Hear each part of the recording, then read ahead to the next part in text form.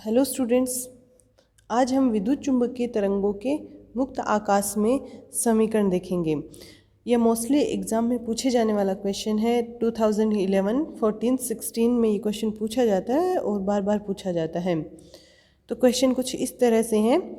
Maxwell equation का use करते हुए मुक्त आकाश में विद्युत चुंबकीय तरंगों के समीकरण प्राप्त कीजिए तथा दर्शाइए कि निर्वात में प्रकाश का वेग c इज इक्वल्स टू 1/√μ0 होता है। तो इसका आंसर इस तरह से लिखना है कि मुक्त आकाश में मैक्सवेल समीकरणों से हम मुक्त आकाश में मैक्सवेल के चारों समीकरण लिख लेंगे।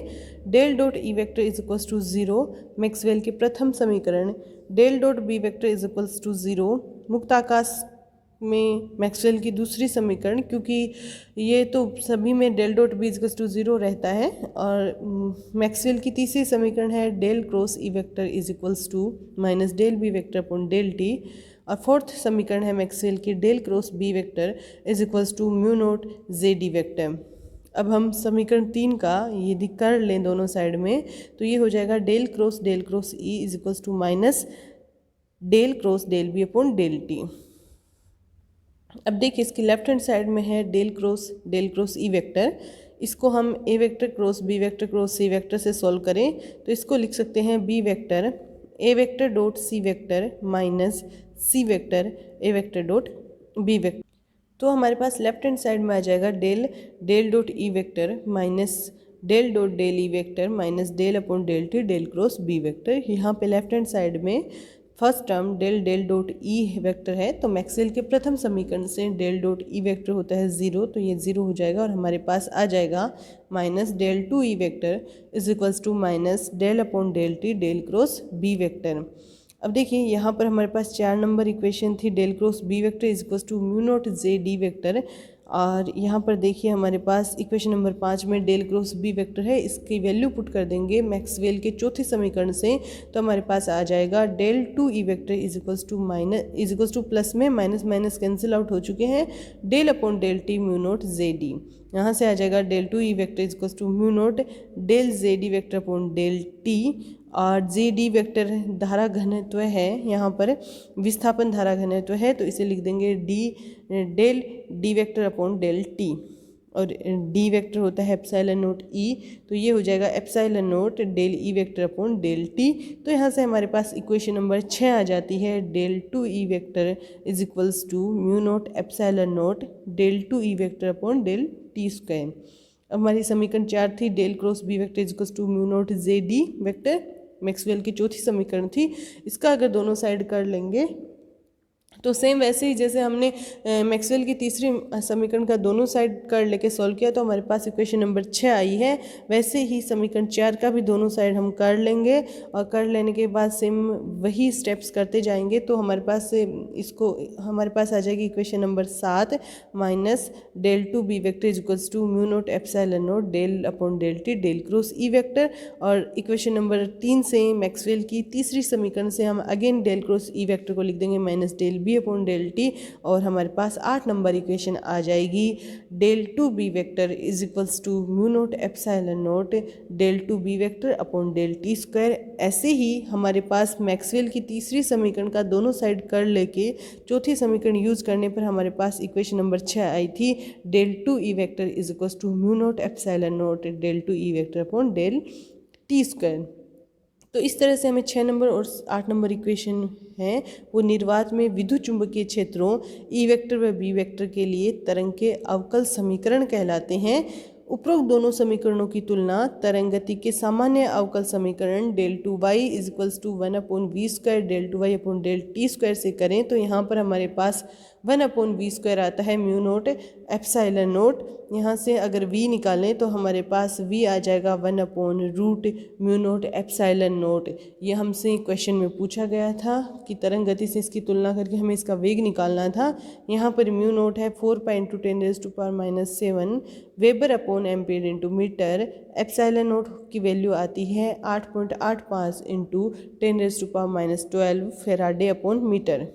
समीकरण 10 में अगर ये मान रखें तो हमारे पास v की वैल्यू आती है अप्रोक्सीमेटली 3 × 10⁸ मीटर प्रति सेकंड, अर्थात हमारा जो वेग है वो लगभग प्रकाश के वेग के बराबर आता है।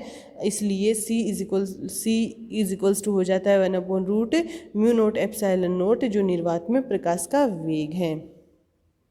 निर्वात में विद्युत चुंबकीय तरंगों का वेग प्रकाश के वेग के तुल्य होता है। ये इस डेरिवेशन से हम समझ सकते हैं, अर्थात v लगभग c के बराबर है और यह होता है 1/√μ0ε0। अतः विद्युत चुंबकीय क्षेत्रों E वेक्टर व B वेक्टर हेतु तरंग के अवकल समीकरण हो जाएंगे del 2 E vector is equals to μ0ε0 del 2 E vector upon del t square.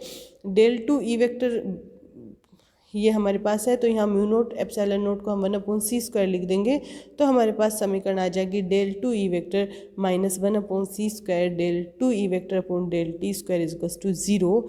ऐसे ही हम 8 नंबर इक्वेशन को देखें तो उससे del 2B vector is equals to आ जाएगा μ0ε0 del 2B vector upon del t square. यहाँ से del 2B वेक्टर निकालेंगे तो आ जाएगा 1/c² del 2B vector upon del t square, और इसको हम लिख सकते हैं del 2B vector is minus 1/c² del 2B vector upon del t square is equals to 0।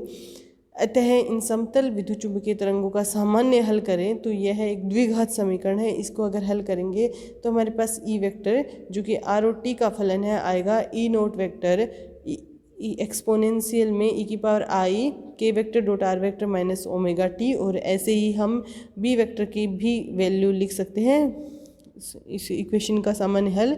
जहाँ E0 वेक्टर सम्मिश्र आयाम है वैसे ही B0 वेक्टर भी सम्मिश्र आयाम है। अतः तरंग संचरण सदिश k vector is equals to 2π/λ या k वेक्टर हो जाएगा 2πν/c n। यहाँ से हम k वेक्टर निकाल सकते हैं ω/c n। यहाँ n इकाई सदिश है जिसकी दिशा तरंग संचरण की दिशा में होती है। अतः मैक्सवेल समीकरणों से स्पष्ट है कि परिवर्ती विद्युत क्षेत्र व चुंबकीय क्षेत्र निर्वात में समतल तरंगों की भांति संचरित होते हैं जिनका वेग प्रकाश के वेग के तुल्य होता है। अब हम बात करेंगे तरंग प्रतिबाधा या अभिलाक्षणिक प्रतिबाधा। इसमें से भी मोस्टली क्वेश्चन पूछा जाता है और क्वेश्चन कुछ इस तरह होता है, विद्युत चुंबकीय तरंगों हेतु माध्यम की अभिलाक्षणिक प्रतिबाधा या तरंग प्रतिबाधा ज्ञात कीजिए। तो विद्युत चुंबकीय तरंगों के लिए करनी है माध्यम की प्रतिबाधा। तो मुक्त आकाश में मैक्सवेल समीकरण हम चारों समीकरण लिख लेते हैं। del dot E vector is equals to 0 है, del dot B vector is equals to 0 है। मैक्सवेल की दूसरी समीकरण, मैक्सवेल की तीसरी समीकरण है del cross E vector is equals to minus del B upon del T, और ऐसे ही चौथी समीकरण है मैक्सवेल की del cross B vector is equals to μ0 ZD vector. विद्युत चुंबकीय की तरंग क्षेत्र सदिशों के समीकरणों से हमारे पास ये समीकरण आए थे। इनको हम 5 और 6 नंबर दे देते हैं जो पिछले क्वेश्चन में हमने किया था। del 2 E vector minus 1/c² del 2 E vector upon del t square is equals to 0। ऐसे ही del 2 B vector minus 1/c² del 2 B vector upon del t is equals to 0, जिनके सामान्य हल भी हमने पहले निकाल लिए थे। तो ये कुछ इक्वेशन नंबर 7 और 8 में देखे जा सकते हैं।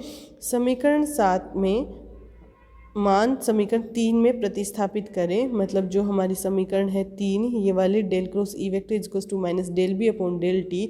यहाँ पर E वेक्टर और B वेक्टर की वैल्यू हम अगर समीकरण 7 और 8 से रखें तो हमारे पास कुछ इस तरह की इक्वेशन आएगी, और इसको हम सॉल्व कर लेंगे। और सॉल्व करने के बाद हमारे पास आएगा k vector cross E vector is equals to omega B vector, और B वेक्टर को हम लिख सकते हैं μ0 H वेक्टर। तो यहाँ से हमारे पास आ जाएगा k vector cross E vector is equals to omega μ0 H vector, और यहाँ से अगर हम H वेक्टर निकालना चाहें तो वो हो जाएगा 1/μ0 omega k vector cross of E vector. यहाँ पर k वेक्टर अपॉन ओमेगा होता है n अपॉन c, क्योंकि k वेक्टर है ओमेगा अपॉन c n। तो यहाँ से हम लिख सकते हैं k वेक्टर अपॉन ओमेगा को n अपॉन c, तो यहाँ पर हमने लिख दिया है। तो हमारे पास H वेक्टर आ जाएगा 1/μ0 c n cross E vector, और अगर हम इसका परिमाण लिखना चाहें तो mod of H vector is equals to 1/μ0 c mod of E vector. यहाँ से अगर हम E vector upon H vector निकालें तो आता है μ0 c, और E naught vector upon H naught vector भी देखते हैं तो म्यू नोट सी आएगा हमारे पास, क्योंकि ये हमारे पास निर्वात के प्रतिबाधाओं की बात कर रहे हैं हम। तो यहाँ पर E naught vector upon H naught vector, अगर यहाँ पर हम वैसे भी ई वेक्टर और एच वेक्टर की वैल्यू रखें इक्वेशन नंबर 7 और 8 से, तो हमारे पास तब भी यही आएगा, ई नोट वेक्टर का मोड अपॉन में एच नोट वेक्टर का mode is equals to mu naught c की वैल्यू रख देंगे 1 upon mu naught epsilon naught. तो यहाँ पर हमारे पास E naught vector upon H naught vector आ जाएगा root mu naught upon epsilon naught, क्योंकि यहाँ म्यू नोट ऊपर रूट में नहीं है, ये गलती से लिखा गया, रूट म्यू नोट नहीं है, ये सिर्फ mu naught into 1 upon mu naught epsilon naught है। तो यहाँ पे E naught vector upon H naught vector is equals to आ जाएगा root mu naught upon epsilon naught, इसे Z0 है और यही तरंग की प्रतिबाधा कहलाती है। विद्युत तथा चुंबकन क्षेत्र सदिशों के परिमाणों के अनुपात को तरंग प्रतिबाधा कहते हैं। तो यहाँ पर विद्युत क्षेत्र सदिश का परिमाण है ई नोट वेक्टर और चुंबकन क्षेत्र सदिश का परिमाण है एच नोट वेक्टर, तो यहाँ Z नोट आ जाएगा ई नोट वेक्टर अपॉन में एच नोट वेक्टर का मोड।